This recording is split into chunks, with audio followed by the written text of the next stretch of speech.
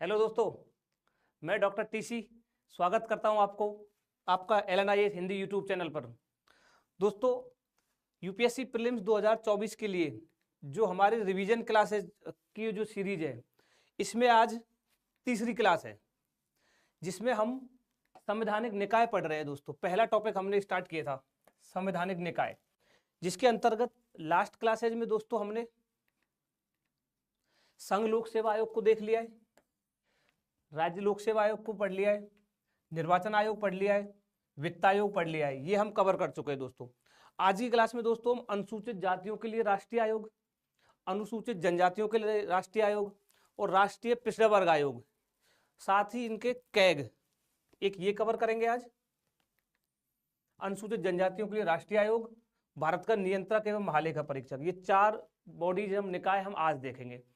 और कल की क्लास में दोस्तों हमारे पास तीन बचेंगे, भारत के महान्यायवादी, भारत का महाधिवक्ता और जीएसटी काउंसिल। ये हम कल कवर करेंगे। तो शुरू करते हैं आज की क्लास दोस्तों। और ये है दोस्तों भारत में गैर संवैधानिक निकाय जो है, नॉन कॉन्स्टिट्यूशनल बॉडीज, ये हम मंडे से स्टार्ट करेंगे। तो अनुसूचित जातियों के लिए राष्ट्रीय आयोग, national commission for schedule caste. दोस्तों, ये भारत में जो अनुसूचित जातियां हैं उनके हितों की रक्षा के लिए कार्य करता है। और इसको अगर हम देखें दोस्तों, इसमें जो इंपॉर्टेंट चीज है, मेन जो हमको याद रखना है, संविधान संशोधन, दोनों बहुत इंपॉर्टेंट है जो अपने को याद रखने। अब इसमें ये ना, इस जो मूल जो था आर्टिकल 338 संविधान का मूल तय दोस्तों, आर्टिकल 338, इसमें ना पहले अनुसूचित जाति एवं अनुसूचित जनजाति दोनों के लिए एक विशेष अधिकारी का उपबंध था, एक विशेष अधिकारी नियुक्त किया गया था इनके उत्थान और कल्याण के लिए। लेकिन दोस्तों बाद में 65वां संविधान संशोधन अधिनियम लाया गया 1990 में, और इसके माध्यम से अनुसूचित जाति एवं अनुसूचित जनजाति राष्ट्रीय आयोग, यानी कि दोनों के लिए एक ही आयोग की स्थापना की गई। राष्ट्रीय अनुसूचित जाति एवं अनुसूचित जनजाति आयोग की स्थापना की गई, यानी यह आयोग दोनों के लिए कार्य करता था।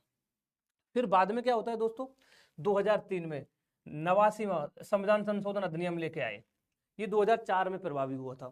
इसके माध्यम से क्या किया दोस्तों, आर्टिकल 338A 338A जोड़ा गया, और इसके माध्यम से राष्ट्रीय अनुसूचित जाति आयोग अलग और राष्ट्रीय अनुसूचित जनजाति आयोग अलग, यानी दो आयोग पृथक पृथक बना दिए गए इसके माध्यम से।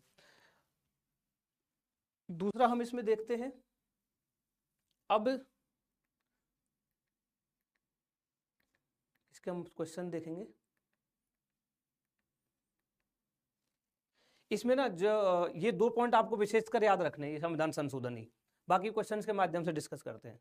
देखो, पहला क्वेश्चन देखो, राष्ट्रीय अनुसूचित जाति आयोग के संदर्भ में निम्नलिखित कथनों पर विचार कीजिए। ये क्या कह रहा है, बहुत ही सिंपल क्वेश्चन है। यह संसदीय अधिनियम द्वारा गठित एक वैधानिक निकाय है। तो बताओ कमेंट करके, गलत है ऐसे ही है? गलत है दोस्तों, क्योंकि वैधानिक नहीं है, अभी पढ़ा है हमने, संवैधानिक निकाय है। यह प्रत्येक वर्ष सीधे संसद को अपनी रिपोर्ट प्रस्तुत करता है। गलत है। क्यों गलत है? क्योंकि दोस्तों ये अपनी रिपोर्ट संसद को नहीं, ये राष्ट्रपति को प्रस्तुत करता है। ये वैधानिक निकाय है। इस आयोग के पास अनुसूचित जातियों के सिविल और संवैधानिक अधिकारों की सुरक्षा के लिए कानून बनाने का विशेष अधिकार है। नहीं दोस्तों, किसी भी आयोग को ऐसे कानून बनाने का कोई अधिकार प्रदान नहीं किया गया है। तो इसका आंसर क्या होगा, कोई भी नहीं, यानी कि तीनों स्टेटमेंट गलत है।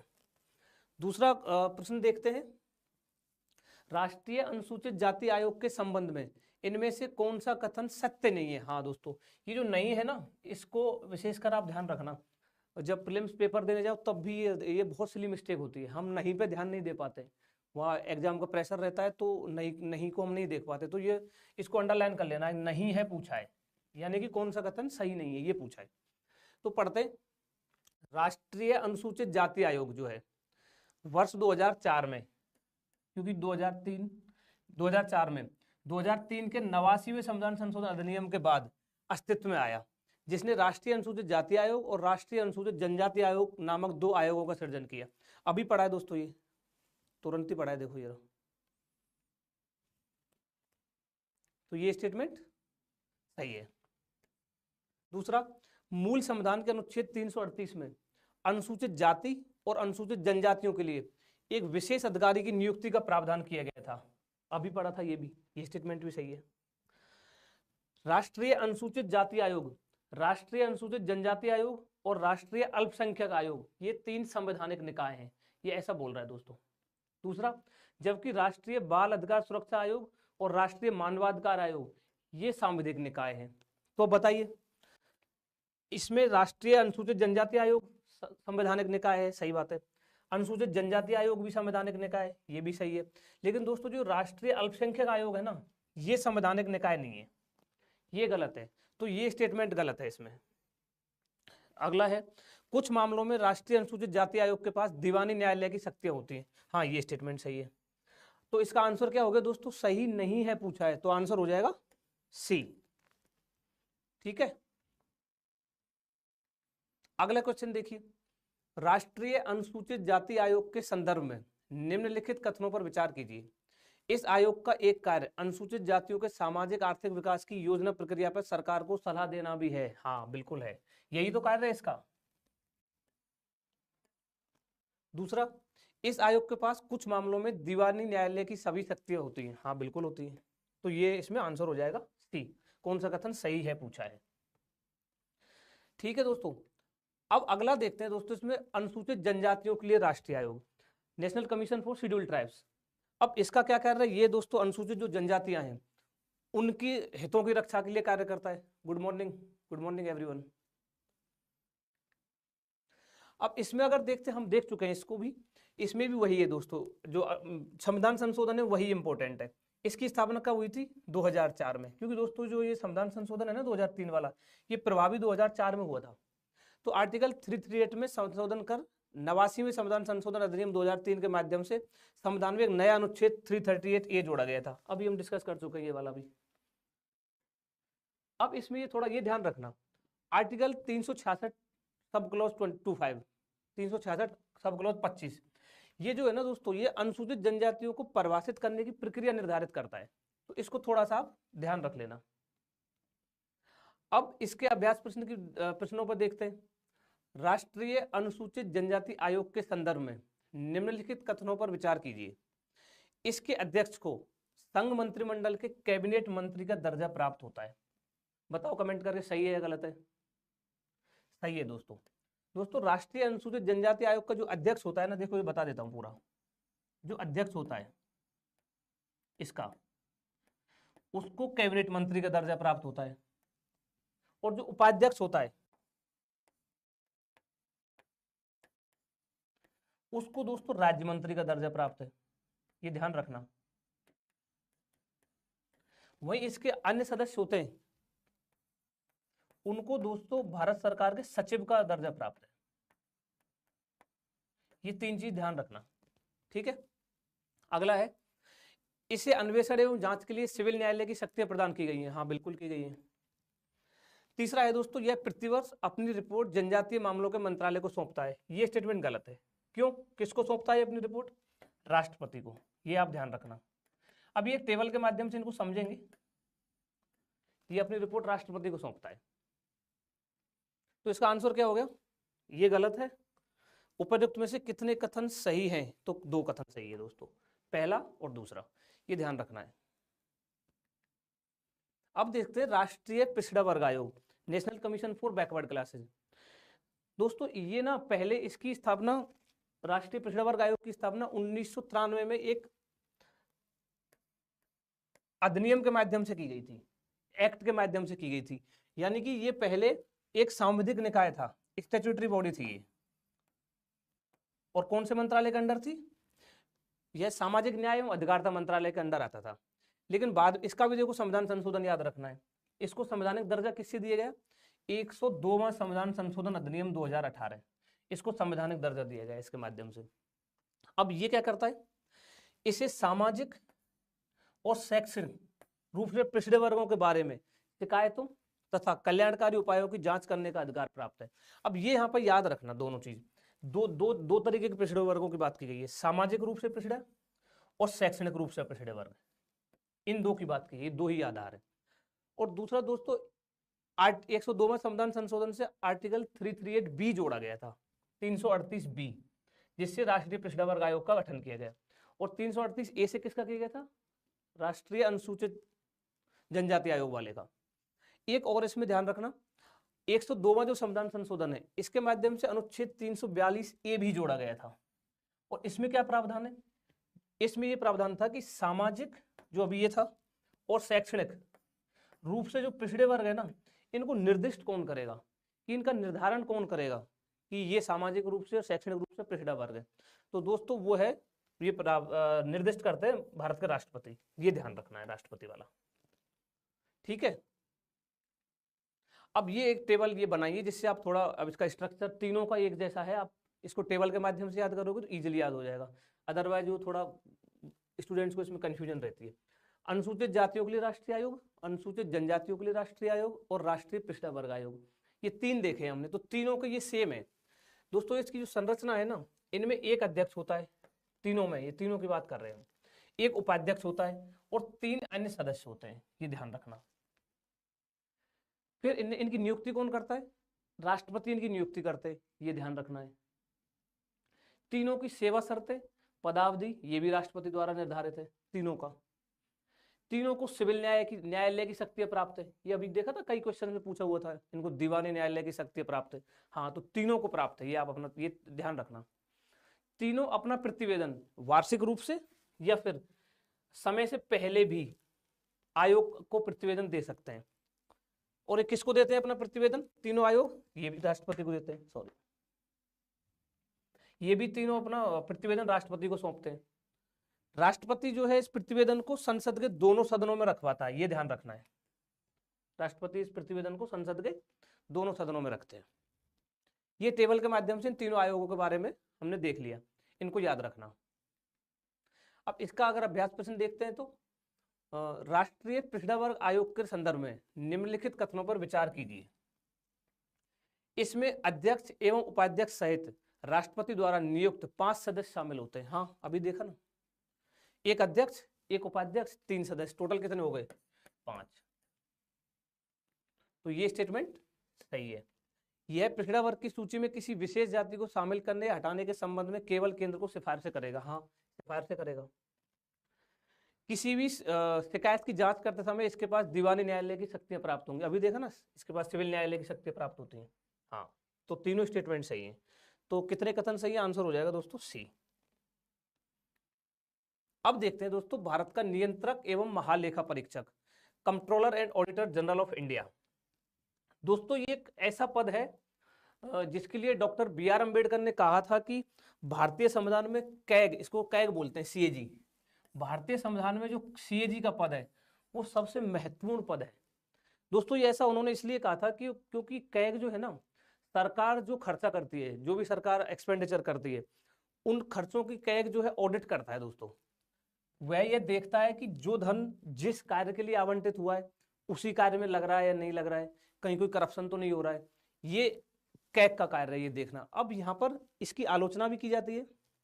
आलोचना क्यों की जाती है? क्योंकि दोस्तों ये जब वो खर्च हो जाता है ना, उस खर्च के बाद इसकी भूमिका आती है। वही अगर हम ब्रिटेन के कैग की बात करें ना, ब्रिटेन का जो CAG है दोस्तों, वह ब्रिटेन का जो CAG है उसकी भूमिका खर्च करने से पहले है, और हमारे यहाँ कैग की भूमिका जब सरकार खर्च कर देती है उसके बाद ये ऑडिट करता है, इसलिए इसकी आलोचना भी की जाती है। अब इसका क्या है दोस्तों, यह जो कैग जो है ना, भारतीय लेखा परीक्षण और लेखा विभाग इसका प्रमुख होता है, ये ध्यान रखना। और नियुक्ति इसकी राष्ट्रपति करते हैं, ये ध्यान रखना है। और इसका जो कार्यकाल है ये हम पहले भी डिस्कस कर चुके हैं। संसदीय अधिनियम के अनुसार इसका कार्यकाल 6 वर्ष या 65 वर्ष तक होता है। और इसको जो हटाने का प्रावधान है ना, वो वैसे ही है जैसे सुप्रीम कोर्ट के जज को हटाने का प्रावधान है, इसी तरीके से इसके सदस्यों को हटाया जा सकता है। और कैग की ऑडिट रिपोर्ट केंद्र और राज्य में, ये ध्यान रखने लायक पॉइंट है, देखना। ये देखो, कैग खुद ऑडिट करता है सरकार के खर्चों की, और उसकी जो रिपोर्ट है उसकी भी ऑडिट कर सकती है कौन? लोक लेखा समिति। ये पॉइंट याद रखना। और एक दूसरा पॉइंट इसमें, अपने कार्यकाल की समाप्ति के बाद दोस्तों वो कोई और अन्य पद ग्रहण नहीं कर सकता। और ये ये इसके पदमुक्ति का आधार है। इट मीन्स ये राष्ट्रपति के प्रसाद पर्यंत कार्य नहीं करता है। ठीक है दोस्तों, तो ये हो गया कैग। अब इसमें ना एक कंफ्यूजन वाला है, वो ध्यान रखना, जिसमें बच्चों को सबसे ज्यादा कंफ्यूजन रहती है। एक सीजीए होता है, ये है सीएजी, कंट्रोलर ऑडिटर जनरल। एक होता है CGA, CGA controller general of accounts.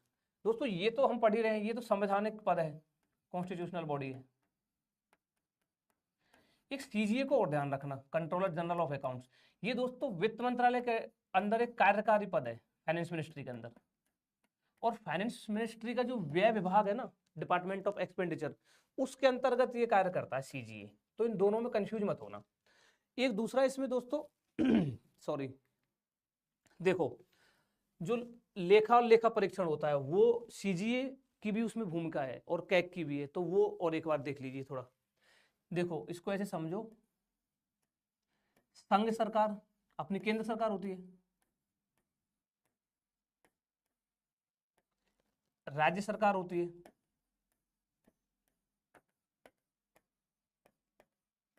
और स्थानीय सरकार होती है, यानी कि पंचायत और नगर पालिका, तीन होती है। अब इसका लेखा होता है और इसका लेखा परीक्षण होता है, इस लेखा का ऑडिट होती है।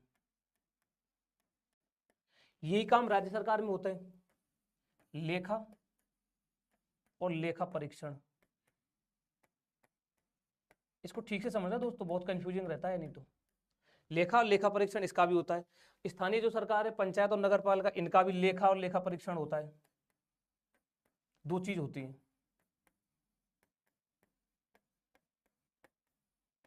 अब इसमें ये याद रखना, संघ सरकार का जो लेखा है इसको देखता है दोस्तों सीजीए, जो अभी अपन ने देखा, कंट्रोलर जनरल ऑफ अकाउंट्स, जो फाइनेंस मिनिस्ट्री के अंदर था। और लेखा परीक्षण करता है कैग। ठीक है। अब जो राज्य सरकार का है उसका लेखा देखता है कैग, और लेखा परीक्षण भी करता है कैग। यानी कि संघ और राज्य दोनों का लेखा परीक्षण कैग करता है। उसका लेखा सीजीए देखता है, इसका लेखा सीएजी ही देखता है। और दोस्तों स्थानीय सरकारों की बात करें तो ये राज्य, जो राज्य सरकार है ना, संबंधित राज्य सरकार, जिस वो राज्य सरकार इसको विधि द्वारा निर्धारित करेगी कि इनका लेखा परीक्षण कौन करेगा। ये तीन चीज आप याद रखना। ठीक है, अगला देखते हैं। अब इसके कुछ संवैधानिक प्रावधान देख लेते हैं कैग के। दोस्तों आर्टिकल 148 से लेकर 151 तक इसका वर्णन मिलता है। 148 कहता है कि जो कैग की नियुक्ति, शपथ और सेवा शर्तों से संबंधित है। ये हम देख चुके हैं, नियुक्ति राष्ट्रपति करते हैं। 149 में कहा गया है कि भारत के नियंत्रक और महालेखा परीक्षक के जो कर्तव्य और शक्तियां हैं उनका वर्णन किया गया है।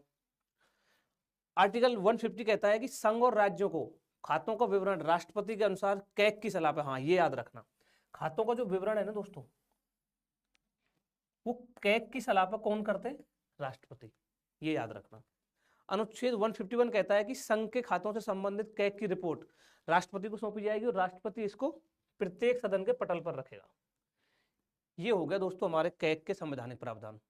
अब देखो कैग से यूपीएससी प्रीलिम्स 2012 में सवाल आया हुआ है। इसमें दिख नहीं रहा है तो हमने इसकी पीपीटी रेडी कर ली है, पीपीटी पे इसको पढ़ते हैं। देखिए 2012 में क्या सवाल था। भारत में यह सुनिश्चित करने के अलावा कि सार्वजनिक धन का कुशलता पूर्वक और इच्छित उद्देश्यों के लिए उपयोग किया जाता है, अभी देखा था। नियंत्रक और महालेखा परीक्षक के कार्यालय का क्या महत्व है? महत्व पूछा है। पहला पढ़ते हैं। कैग संसद की ओर से राजकोष पर नियंत्रण रखता है। कब? जब राष्ट्रपति, भारत के राष्ट्रपति ने राष्ट्रीय आपातकाल या वित्तीय आपातकाल की घोषणा कर दी हो, तब ये इसका नियंत्रण रखता है। तो ये तो गलत है दोस्तों। क्यों गलत है?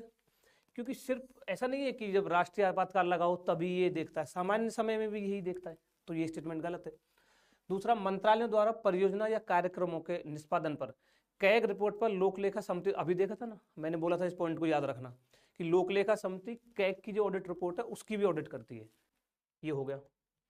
दूसरा, कैग रिपोर्ट की जानकारी का उपयोग जांच एजेंसियों द्वारा सार्वजनिक वित्त का प्रबंधन करते समय कानून का उल्लंघन करने वालों के विरुद्ध आरोप लगाने के लिए किया जा सकता है। हाँ बिल्कुल किया जा सकता है, ये सही है। चौथा स्टेटमेंट देखिए, सरकारी कंपनियों के ऑडिट और अकाउंटिंग से निपटने के दौरान कैग के पास कानून का उल्लंघन करने वालों पर मुकदमा चलाने के लिए न्यायिक शक्ति प्राप्त होती है। कहीं पढ़ा कि न्यायिक शक्ति प्राप्त होती नहीं होती दोस्तों, ये स्टेटमेंट गलत है। तो इसका आंसर क्या हो जाएगा? सी। 2 और 3 इसका सही है। इस पर अगर अभ्यास प्रश्न देखते हैं तो देखिए, भारत का नियंत्रक एवं महालेखा परीक्षक निम्नलिखित में से कौन सा से प्रतिवेदन राष्ट्रपति को प्रस्तुत करता है? हाँ, ये मैंने इसलिए नहीं डिस्कस किए थे वहां क्योंकि क्वेश्चन के माध्यम से डिस्कस हो जाएगा। ये तीनों आप याद कर लेना, ये तीनों प्रतिवेदन दोस्तों वो राष्ट्रपति को सौंपता है, तीनों रिपोर्ट। तो इसका आंसर डी हो जाएगा। कौन कौन सी रिपोर्ट है? विनियोग लेखाओं पर लेखा परीक्षा रिपोर्ट, वित्त लेखाओं पर लेखा परीक्षा रिपोर्ट और सरकारी उपक्रमों पर लेखा परीक्षा रिपोर्ट। ये आप याद कर लेना तीनों रिपोर्ट्स। तो आज की क्लास दोस्तों यहीं खत्म करते हैं।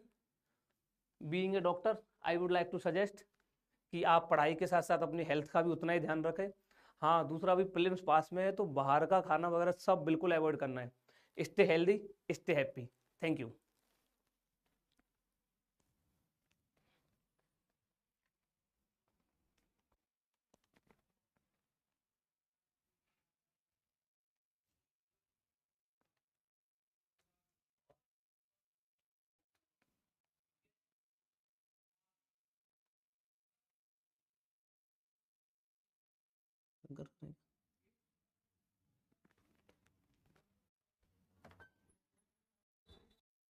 शंकर सर,